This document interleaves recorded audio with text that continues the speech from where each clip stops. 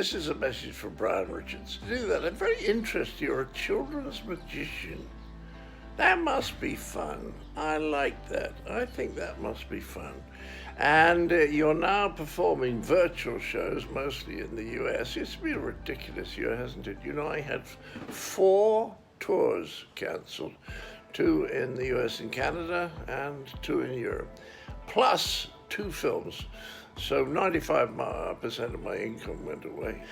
You are in New Jersey, yes, well, we all know about that, thanks to Woody Allen. Any silly advice that I can give you as an entertainer? Yes, there are 1 or 2 things. I think the most important thing is just practicing in front of an audience.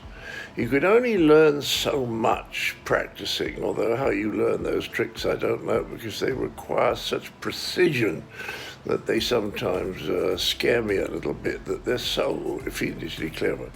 But if you can work in front of audiences, then you're learning about audience psychology. And that is what really matters in the long run. I've met a few of the top class magicians, and that's what they told me it's all about. It's all about focusing the audience's attention on the wrong thing.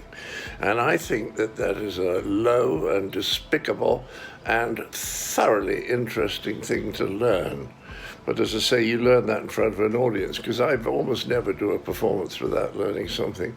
And I keep a little book, which you might find interesting. And after I've done the performance, I sit down and I just make a note of anything that I've learned from that particular performance. And after a month or 2, when you look back on it, you realize there's so much information in there about what happens between you and your audience. The other thing that you can do, which is, I think, the way to improve your technique, and it certainly works for writing and actors, is to find a magician that you think is really good and just watch them. Get a tape of them and watch them again and again and again.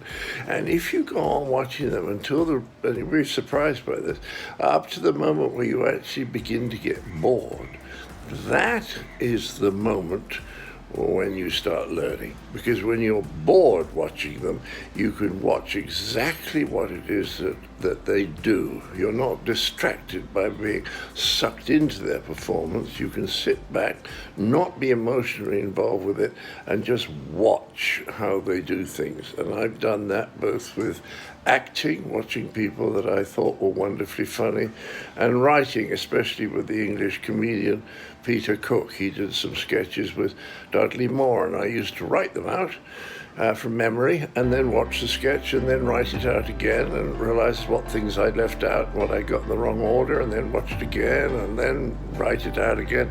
It was a wonderful way of learning a skill, but you can't learn when you're involved with the performer. You have to have got bored and be standing back.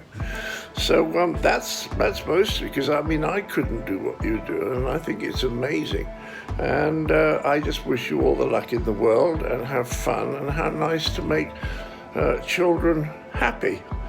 No better way of spending your life, I think. So good luck to you, Brian Richards, and a Merry Christmas from John Cleese.